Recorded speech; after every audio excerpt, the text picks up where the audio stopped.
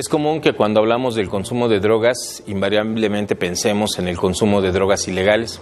Sin embargo, la realidad es que la droga que más se consume es legal, es el alcohol, son bebidas alcohólicas. Y principalmente un problema emergente en nuestro país es el consumo por parte de menores de edad.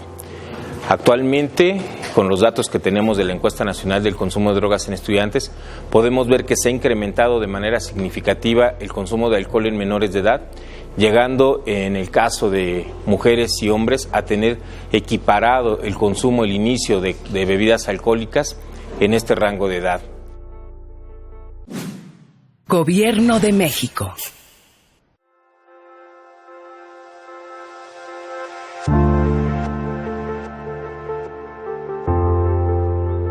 Particularmente vemos con preocupación el consumo de alcohol en mujeres adolescentes que ha crecido significativamente. Si consideramos que en 2011 2.2% de adolescentes tenían un consumo excesivo de alcohol, a 2016 hemos pasado a un consumo de 7.7%, hablamos de un incremento del 250%. Esto es alarmante, esto prende las banderas rojas porque tenemos inmediatamente que actuar en consecuencia. ¿Por qué los menores de edad consumen alcohol? ¿Qué lleva a un menor de edad a consumir bebidas alcohólicas? Existe una cantidad de factores de riesgos asociados atribuibles al inicio del consumo en menores de edad. Tendríamos que señalar, por principio de cuentas, que en la población en general se ha dado un fenómeno que se conoce como la normalización del consumo. Hemos asumido de manera cotidiana que beber alcohol es una práctica común de la sociedad y que empieza incluso a desregularizarse el consumo de alcohol en menores de edad.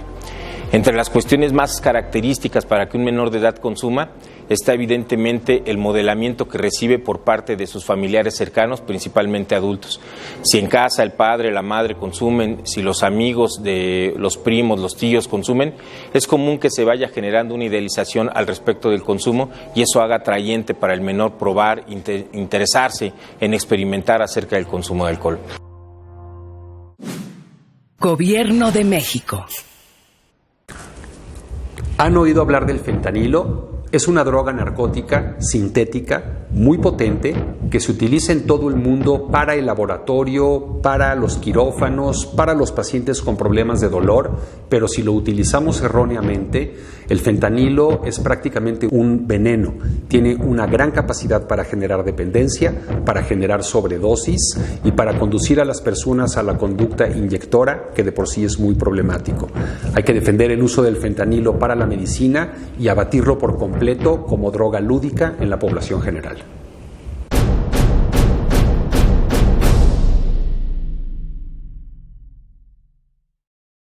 Gobierno de México.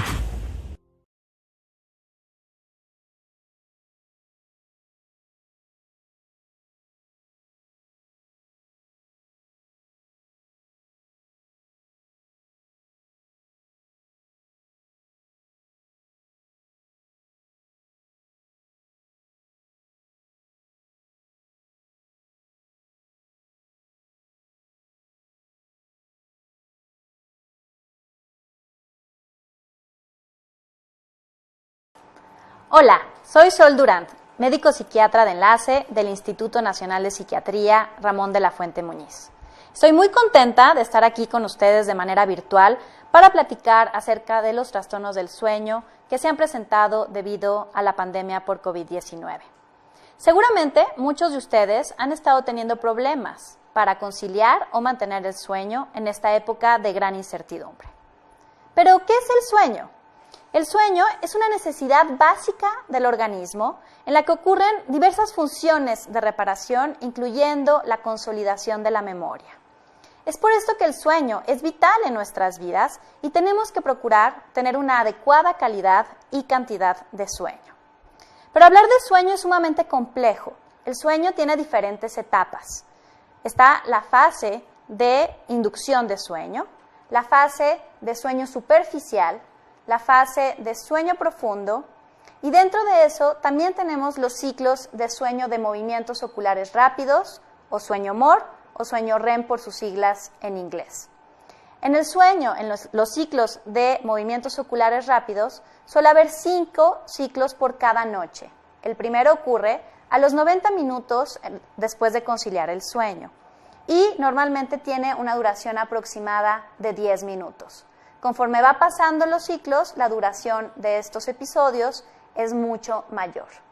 En el sueño MOR de movimientos oculares rápidos es el momento en el cual el cerebro está mucho más activo. Ahí es cuando también ocurren las ensoñaciones, de lo cual hablaremos más tarde. Y también es ahí cuando ocurre un fenómeno de atonía muscular, es decir, que se pierde el tono muscular. No sé si en alguna ocasión han escuchado la expresión que se le sube el muerto. Justo se refiere a esta etapa, en la cual la persona se despierta, ¿sí? Está consciente, pero su cuerpo está en atonía. Y entonces, por eso se dice que se sube el muerto y es sumamente angustioso porque la persona intenta moverse y no logra hacerlo.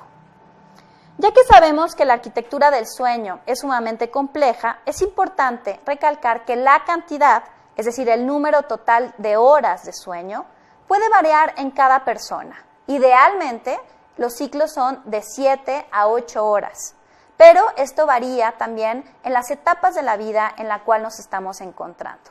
Sabemos, por ejemplo, ¿sí?, que los bebés duermen la mayor parte del día. Incluso los adolescentes duermen muchísimas horas. Y conforme vamos creciendo, el requerimiento de horas va siendo menor, mucho menos en edades avanzadas de la vida.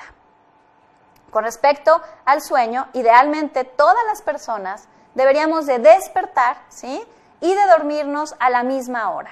Esto incluye los fines de semana, lo cual es un poco complicado de llevar a cabo. Es decir que idealmente deberíamos de dormirnos entre las 10 y 11 de la noche y despertarnos entre las 7 y 8 de la mañana. Pero bueno, esto no se puede llevar a cabo de manera fácil. Por muchísimas situaciones puede que esto se complique. Puede ser por cuestiones de trabajo, puede ser por cuestiones de la escuela o puede ser por cuestiones lúdicas, es decir, las personas que en la noche, ¿sí?, se quedan viendo películas o están en redes sociales o están jugando videojuegos. Y entonces las personas empiezan a recorrer su sueño, ¿sí?, y en vez de dormirse entre 10 y 11 de la noche, se duermen más tarde. Cuando se duermen más tarde, nosotros definimos que tienen una fase retrasada de sueño, es decir, empujaron su sueño. ¿Qué significa entonces? Que el ciclo de sueño va a empezar más tarde y por ende también va a terminar más tarde, es decir, despertando ya en la mañana o a mediodía. También existen personas que recorren su sueño hacia el otro lado, es decir, que adelantan el sueño durmiéndose entre 8 y 9 de la noche. Entonces, mencionamos que los extremos tampoco son buenos y lo ideal es dormir, insisto, entre 10 y 11 de la noche y despertar entre 7 y 8 de la mañana. Lo que ha pasado con la pandemia por COVID es que se han desajustado todos estos horarios normales, debido a que muchas de las personas, siguiendo las recomendaciones gubernamentales, están trabajando desde casa, entonces se han recorrido los horarios. ¿Por qué? Porque ya no necesariamente se tienen que levantar tan temprano, ¿sí?, para correr, ¿sí?, desayunar, hacer todo lo que tienen que hacer en la mañana y trasladarse al trabajo. Entonces las personas empiezan a recorrer su sueño y empiezan a alterar, ¿sí?, todos sus horarios. Esto no es bueno, ¿sí? Necesitamos mantener horarios fijos. ¿Por qué? Porque el cuerpo funciona a través de relojes biológicos, incluyendo el que es para dormir. Insisto en que esto cobra relevancia. ¿Por qué? Porque el sueño nocturno es mucho más eficiente que el sueño diurno. Aquellas personas que se duermen muy tarde, ¿sí?, como a las 3 de la mañana y despiertan como a mediodía, la calidad del sueño no es la misma, ¿sí? Por eso es importante dormir cuando es de noche, también cuando las cuestiones ambientales son favorecedoras para nuestro sueño. Hablar de trastornos de sueño también es sinónimo de hablar de insomnio. Y hablamos de insomnio definiéndolo de acuerdo al momento en el que ocurre, ¿sí?, durante la noche. Es decir que cuando una persona empieza a dormir, a quedarse dormido y le cuesta trabajo conciliar el sueño durante más de 20 minutos, estaríamos hablando de un insomnio inicial. ¿Por qué 20 minutos? 20 minutos es lo que nosotros llamamos la latencia de sueño, es decir, el tiempo esperado entre que una persona se acuesta con la intención de dormir a que logra conciliar el sueño. Entonces, arriba de 20 minutos podemos decir que se trata de un insomnio inicial. Y esos 20 minutos pueden llegar a ser horas. Las personas se quejan muchas veces que se tardan horas en poder conciliar ese sueño. Ese sería el insomnio inicial. Pero también existe el insomnio intermedio, y ese es el cual la persona logra dormirse sin mayor problema al inicio, pero despierta en la madrugada como a las 3, 4 de la mañana, y nuevamente le cuesta trabajo volver a conciliar el sueño, y nuevamente con un periodo de 20 minutos. Recordemos la latencia de sueño. Entonces, esa persona estaríamos hablando de un insomnio intermedio. Después existe el insomnio terminal, que es aquel que ocurre cuando las personas se despiertan antes del horario esperado, es decir, antes de las 7 de la mañana o antes de que suene la alarma o antes del horario que normalmente deberían de despertar. Ese es el insomnio terminal. Cuando ocurren los tres, es decir, insomnio inicial, insomnio intermedio e insomnio terminal, estamos hablando de un insomnio global. Sabemos entonces que el insomnio genera muchísima discapacidad, ¿sí? Por ejemplo, al día siguiente, las personas, como no tuvieron una adecuada calidad y cantidad de sueño, suelen estar irritables o incluso con somnolencia excesiva. La somnolencia excesiva se define como tener muchísimas ganas de dormir durante el día, ¿sí? Y esto puede ocurrir incluso en situaciones en las cuales no debería de pasar, por ejemplo, en situaciones sociales o incluso manejando, lo que conlleva un riesgo para la persona. También existe aquí una enfermedad muy específica que se llama narcolepsia, en la cual existen momentos súbitos de sueño en los cuales la persona no puede controlar esa necesidad de dormir. Es importante también hablar aquí acerca de las siestas. ¿Qué son las siestas? Las siestas son buenas y son unos periodos en los cuales podemos dormir durante el día, ¿sí? En el cual sea que tenga una función reparadora, una función para descansar. Las siestas ideales, las siestas que llamamos power nap o siestas reparadoras, tienen una duración de máximo 20 minutos. Entonces recordemos siempre los 20 minutos como regla. ¿Por qué 20 minutos? Porque si nos dormimos más tiempo que ese, estamos empezando a llegar a un sueño superficial, incluso en ocasiones a sueño profundo. Y hay personas que de siesta dicen, ¡ay, me dormí 2 horas! Y si se acuerdan, cuando yo les mencionaba acerca de la arquitectura del sueño, a los 90 minutos tenemos nuestro primer ciclo de sueño de movimientos oculares rápidos. Entonces, lejos de ser algo bueno, ¿sí? Empezamos a alterar la arquitectura normal del sueño y a generar realmente problemas. Entonces, las siestas son buenas siempre y cuando se lleven a cabo con una duración de 20 minutos.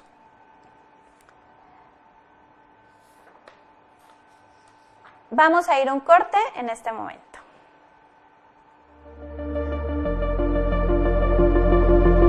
Es que me confundí, perdón.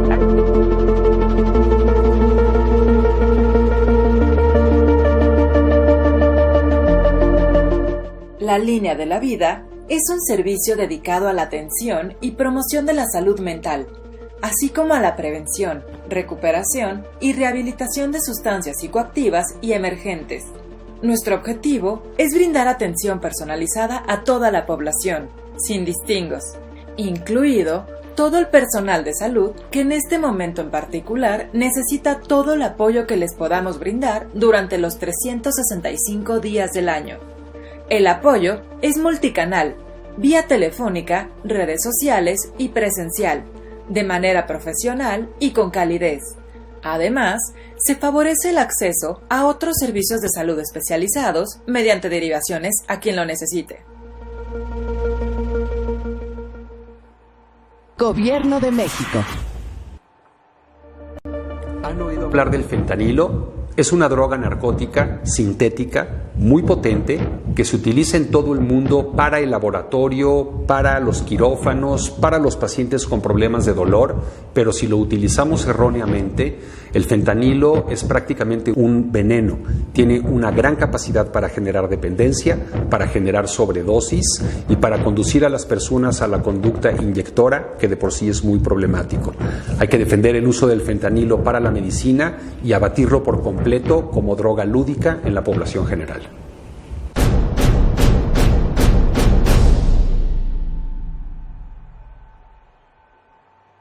Gobierno de México.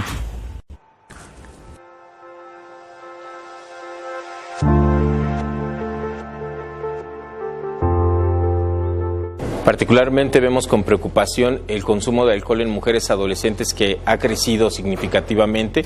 Si consideramos que en 2011 2.2% de adolescentes tenían un consumo excesivo de alcohol, a 2016 hemos pasado a un consumo de 7.7%, hablamos de un incremento del 250%. Esto es alarmante, esto prende las banderas rojas, porque tenemos inmediatamente que actuar en consecuencia. ¿Por qué los menores de edad consumen alcohol? ¿Qué lleva a un menor de edad a consumir bebidas alcohólicas? Existe una cantidad de factores de riesgos asociados atribuibles al inicio del consumo en menores de edad. Tendríamos que señalar, por principio de cuentas, que en la población en general se ha dado un fenómeno que se conoce como la normalización del consumo.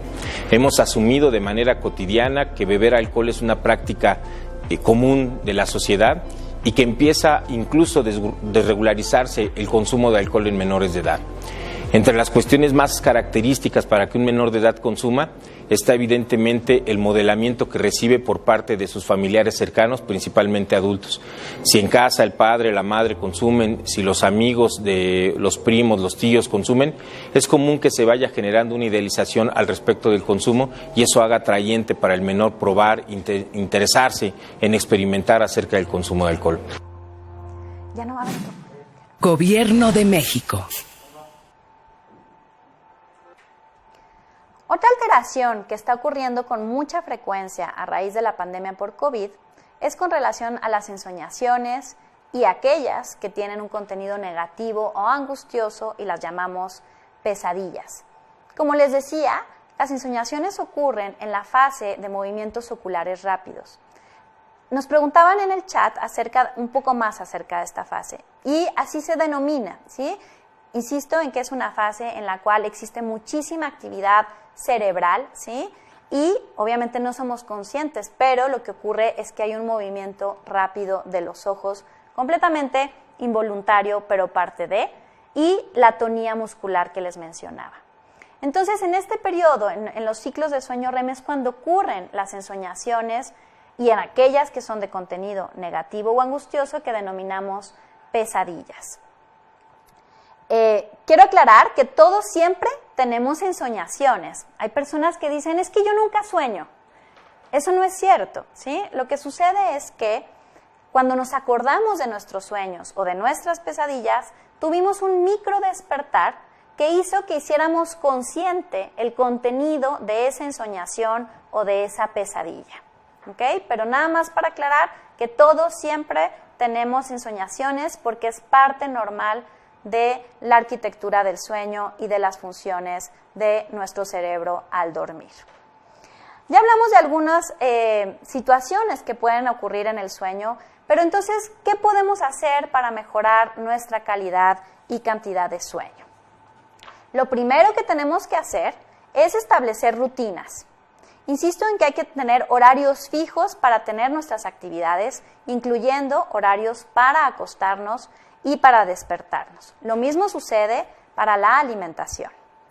Debido a que muchas personas se encuentran en casa, insisto, siguiendo las recomendaciones gubernamentales, creamos esta infografía en la cual damos algunas recomendaciones para crear una rutina en casa. De la misma manera, creamos una infografía para darles sugerencias con el objetivo de que puedan lograr un buen trabajo desde casa, incluyendo la realización de pequeñas pausas. Específicamente, para mejorar la calidad y cantidad del sueño, necesitamos hablar de las medidas de higiene de sueño y control de estímulos. Algunas de estas son las siguientes. Hay que evitar el consumo de sustancias como café, té, chocolate o refresco de cola después de las 4 de la tarde. Necesitamos también Evitar las siestas prolongadas. Como lo mencioné, las siestas tienen que ser de 20 minutos de duración, no más. Necesitamos realizar actividad física, realizar ejercicio, pero de preferencia en las mañanas. ¿Por qué? Porque entonces así es como el cuerpo se va a activar. Cuando se hace en la tarde o en la noche, muchas veces, como el cuerpo sigue activo, es esa la causa del insomnio. Preferentemente también hay que hacer actividades como yoga, ¿sí? Que no solamente nos ayuda a la fuerza y al estiramiento, sino también el yoga es el control del cuerpo a través de la mente. La mente es muy poderosa. Necesitamos también tener un ambiente adecuado a nuestro alrededor, ¿sí? Esto significa una cama adecuada, una almohada adecuada, también que la iluminación del cuarto y la temperatura sean las ideales. Hay habitaciones que son muy oscuras o personas que les gusta mucho tener algo que se llama blackout y en los cuales no se enteran de los ritmos o de cuándo amaneció o cuándo oscureció. Entonces, tampoco es tan bueno tener ese tipo de cortinas. Necesitamos cenar ligero, de preferencia verduras y evitar los carbohidratos y de preferencia 1 o 2 horas antes de irnos a acostar. Necesitamos evitar el uso de cualquier aparato electrónico que nos pueda distraer. Esto significa la televisión, el celular o cualquier tableta. Incluso aquellos relojes que brillan o aquellos relojes que hacen tic-tac, que hacen ruido. También es importante hacer técnicas de relajación y respiración que nos ayuden a conciliar mejor el sueño. Eso lo podemos hacer, ¿sí? Acompañándonos de aromaterapia, es decir, utilizar una vela que huela rico o un difusor de olores, ¿sí? Para hacer realmente un espacio para mejorar nuestra calidad y cantidad de sueño. Las técnicas de relajación y respiración pueden ser respiración diafragmática, respiración yoga mudra, relajación muscular progresiva de Jacobson.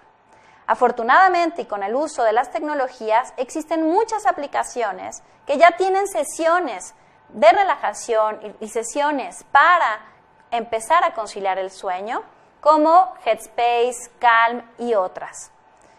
Ayer me comentaba mi sobrina que ella está muy contenta porque en una de las aplicaciones está la voz de Harry Styles y entonces duerme con su voz todas las noches. Otra de las medidas que pueden ayudarnos, ¿sí?, a mejorar la calidad y cantidad de sueño cuando una persona tiene insomnio inicial o insomnio intermedio es el siguiente. Tenemos que pensar que ya pasaron los 20 minutos. Si seguimos, y lo que sucede con el insomnio es que se crea un ciclo vicioso en el cual empezamos a pensar, ya me toca dormir, ya me toca acostarme y no voy a poder conciliar el sueño. Necesitamos cortar ese ciclo y una de las maneras es la siguiente.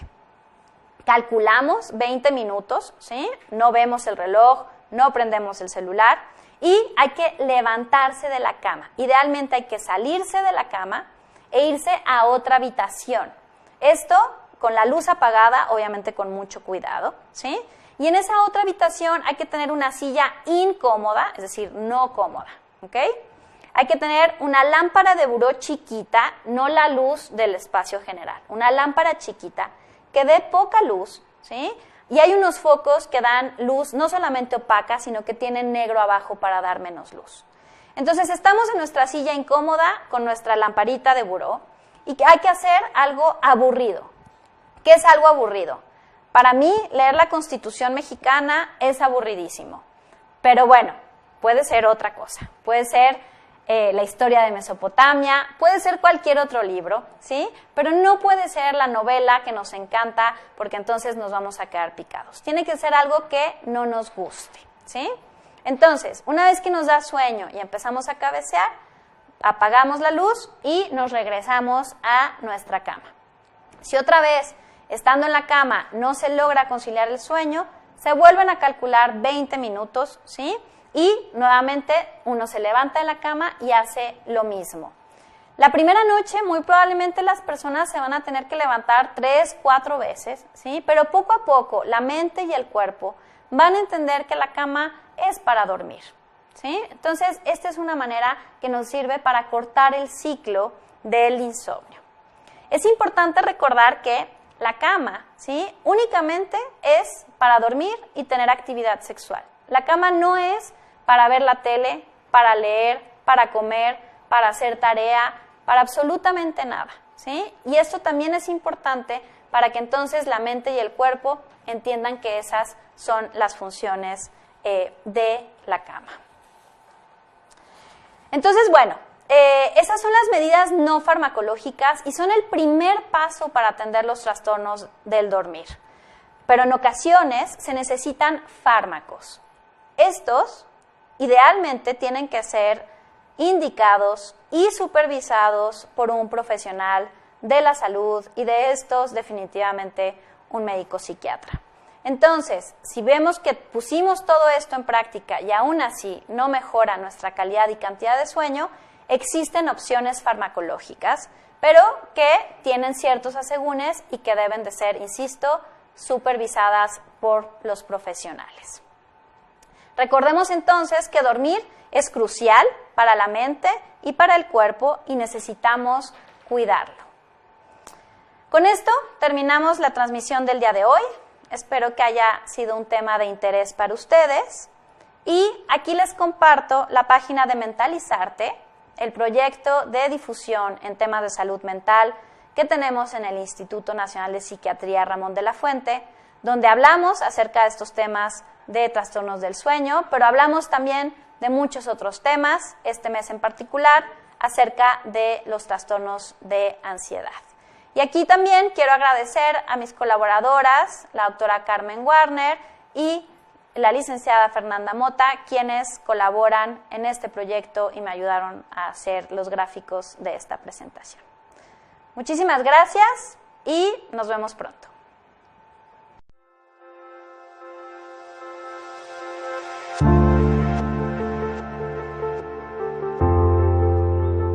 Es común que cuando hablamos del consumo de drogas, invariablemente pensemos en el consumo de drogas ilegales.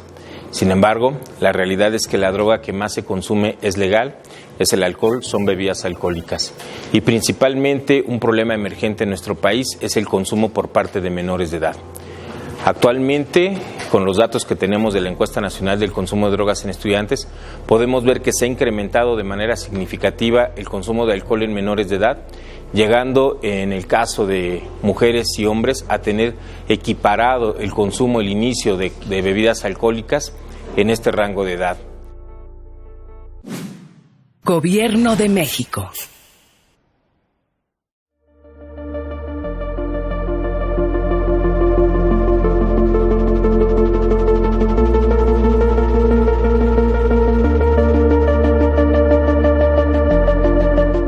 La Línea de la Vida es un servicio dedicado a la atención y promoción de la salud mental, así como a la prevención, recuperación y rehabilitación de sustancias psicoactivas y emergentes. Nuestro objetivo es brindar atención personalizada a toda la población, sin distingos, incluido todo el personal de salud que en este momento en particular necesita todo el apoyo que les podamos brindar durante los 365 días del año. El apoyo es multicanal, vía telefónica, redes sociales y presencial, de manera profesional y con calidez. Además, se favorece el acceso a otros servicios de salud especializados mediante derivaciones a quien lo necesite. Gobierno de México.